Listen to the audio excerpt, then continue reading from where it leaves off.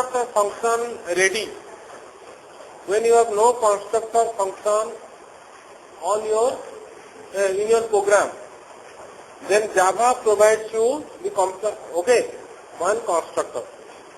That is why you are able to write, when you are doing this student extract is equal to new student function. So that time you are using this student function. Though you don't have in your program, still you are using, because that is the default constructor. And what is the work of the constructor that I was telling? The work of the constructor is to initialize. So I was telling, suppose student function is not actually student function.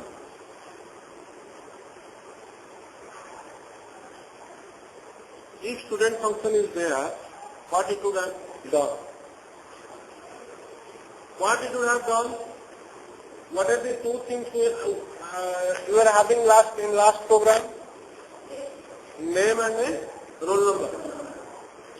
So name will be having some text, right?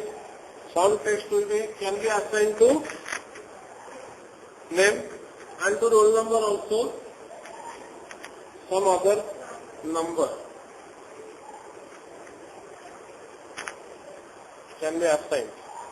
So when you are calling that student function, this is invoked, this student function, this constructor is invoked, and the basic work of the constructor is to assign values to name and roll number. This instance variable. You just see the last program you are doing in the copy.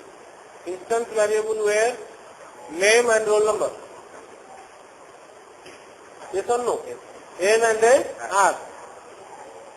So those instance variables will get values in the constructor. Right? But when you see that program, you did not have any constructor as such. We did not write any constructor. Yes or no? Yes? In that program, the last program you see, nothing was there. So the default constructor was given by the compiler or Java, right? But the basic work of the constructor to give values, to assign values. Then what values we are getting from the default constructor? What values our instance variable, these instance variables, and that name and the roll number get? I was telling, if the name is a string, then it will get, last time I was telling, what it will get? Null. Yes or no? I was telling, null it will get. If that is a number, if that is a yes, 0 it will get. So the default constructor assigns null and 0 to the instance variable.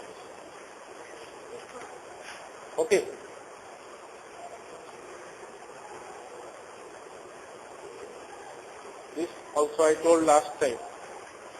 But so now let us see some of the features of constructor. I was telling the constructor has the same name as the class. Just look at this page 33, some features, 3 features given. Constructor has the same name as the class name. Yes or no? That class name was student, no? Last time we were doing the student class or which class? Student class. So the name of the constructor is also student. A constructor is called automatically upon object creation. We are creating the object student xx equal to new student function. So here we are creating the object with new. With this new keyword, we are creating the object. Now, that time this constructor is invoked. Constructor is called. Constructor has no return type. You see, constructor has no return type, maybe only public. No void, no int, not like that, right? I was telling you last time, you see your program, the take function, show function, those are having type, return type. They were having void. But constructor will not have any type. The need for constructor we have discussed to assign values. Okay. Look at this program. Another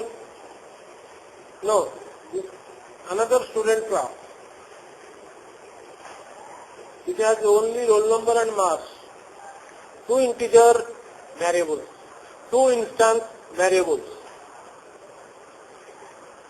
And you see a initial function is kept. Okay. The initial function is there. Now these are the part of the main function. Student st1 equal to new student function. That is part of the main function. You just write on top main function over the student st1 here in the book.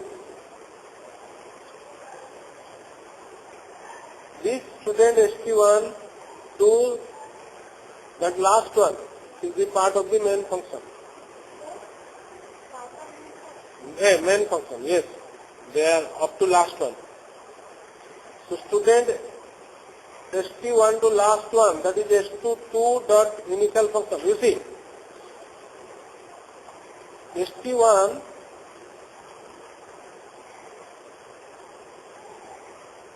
you are assigning values in this way only. You cannot assign values like this. Within curly bracket if you will do right and assign it to st1, it will not do. Another student is also created, st2. Okay.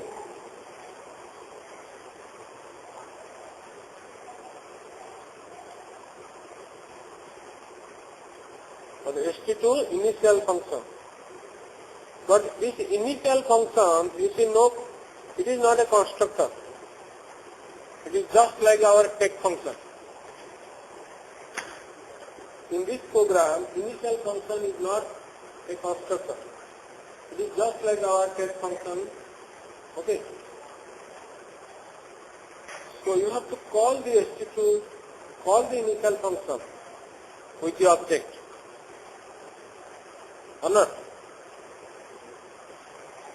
So, but we can have a constructor. See, another class, another program, ticket.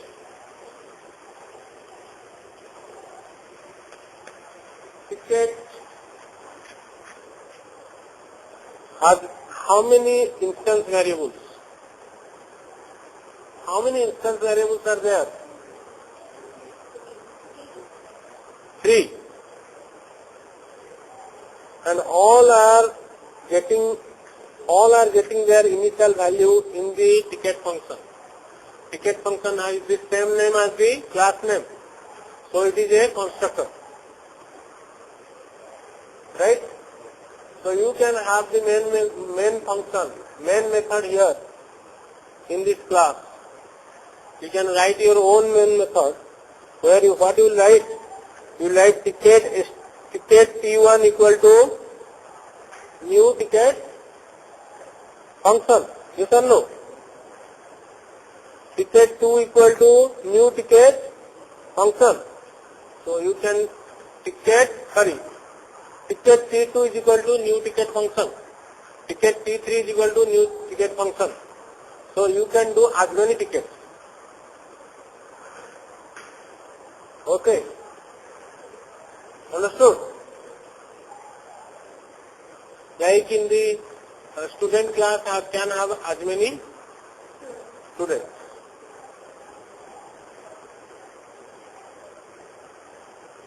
So this public, so that means, so your constructor also can be a part of your program. So what did you know about this? This ticket function is the part of the program. Previously when I was writing the student class, there was no constructor or not. This time you see the ticket class having a constructor. So the constructor can be also the part of the program. When it is a part of the program, compiler does not give you another. That is only your constructor. No default constructor you will get. Because you are having one, why you will be given? Why anybody will be kind to you? Okay. So next thing, but we see all these functions we have this constructor we have discussed. These are non-parameterized. Nothing that takes. Okay, nothing that takes. When object is created, nothing we give into them. So anything can be a fixed value. Any number can. Suppose you are saying student S1, next one S2, next one S3. All are getting the same value or not? All the objects are created but having the same value. It is just a contrary situation. You are all students, you are all students, student objects. Do you have all same values? No. Your mark is different from the his. Okay. Your height is different. So, the attribute values, but with the non-parameterized constructor, our value are all same. All objects have same values. So, if we can supply the values from here, while creating the object, while calling this constructor, you can supply the value. Okay. For one value to S1, another value to S2, another set of values to S3, like that. Then that will be how you write. Yes. Then it will be good. Huh? So let us write. Suppose I will give name Ipsita.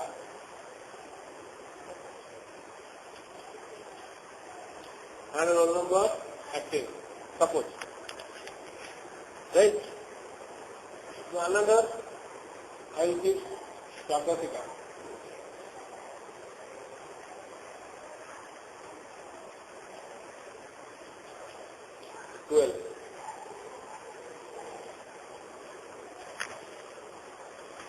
So you will provide values at the time of calling the constructor. That is you are providing parameters to the constructor. Okay? Huh? But how will you write that constructor? Right? Look at this next time.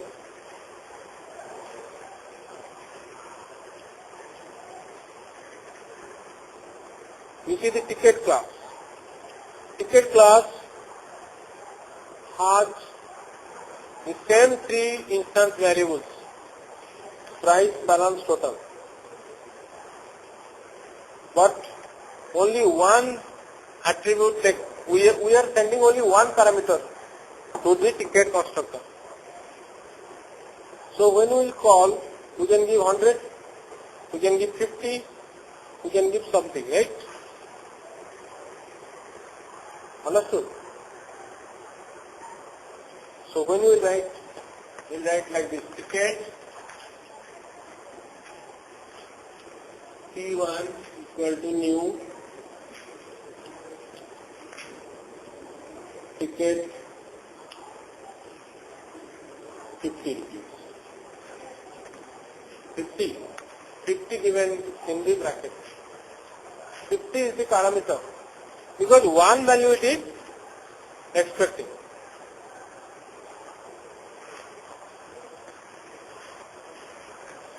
One value it is expecting. Any number of them. But our student class expect how many? 2 values. Okay. So this will be little different.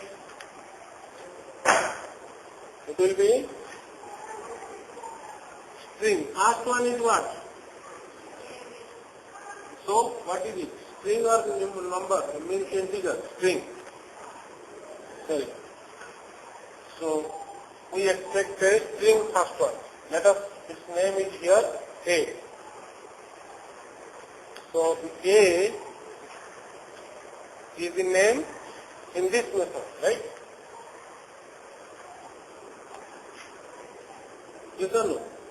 Like the text function how was having string A and a int B, right?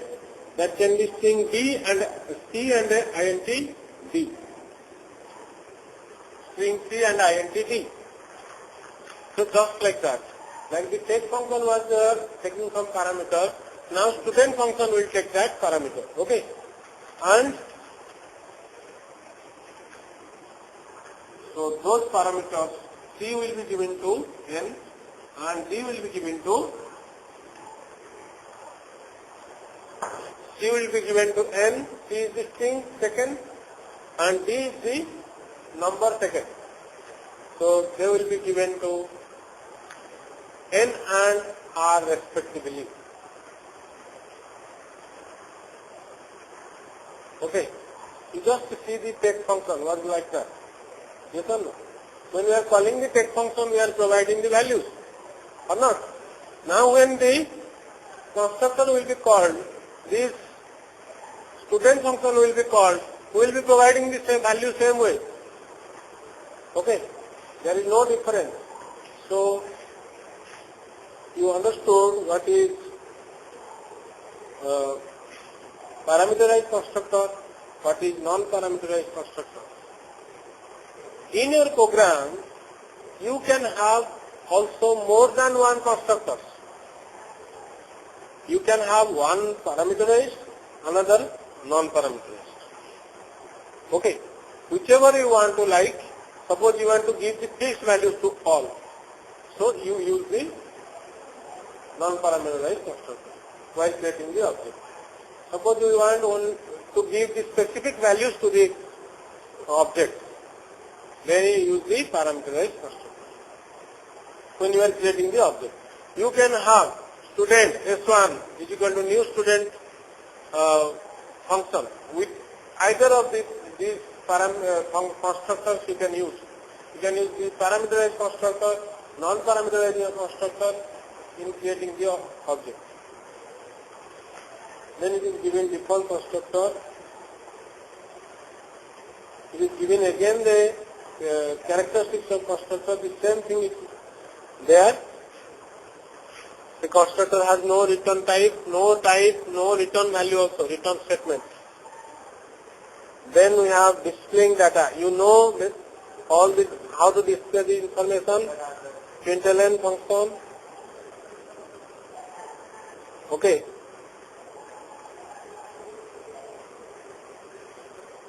Actually, out is for monitor. Out is for console. Out is for console. Means monitor. There is another alternative, print. Actually, the println function puts a new line, so that I was telling you new line character. So println function, if you don't give also backslash n, still after the output the cursor is down. With the println function, the string we are printing is that doesn't have any backslash n character. Still, after the output, the cursor is down. Okay. But the second alternative, print, here the cursor will not go down. So, if you are printing with only print, system.out.print method, then the all output will come in the same line. Suppose you have three statements, three system.out.print statements. Then three outputs you are expecting them in the three lines, but no, they will come. You have written in three lines. The system dot, okay, SOP, this second SOP, third SOP. I am calling the SOP, system.out.println, okay. So you are expecting them to come in the three lines, but they are coming in one line because println was not there, print was there. Now see the output here. See, one is the println, second one is print. So this is line 1 with println, so cursor is coming down. Second one is without, so next output println. So two lines are coming in one line. Okay.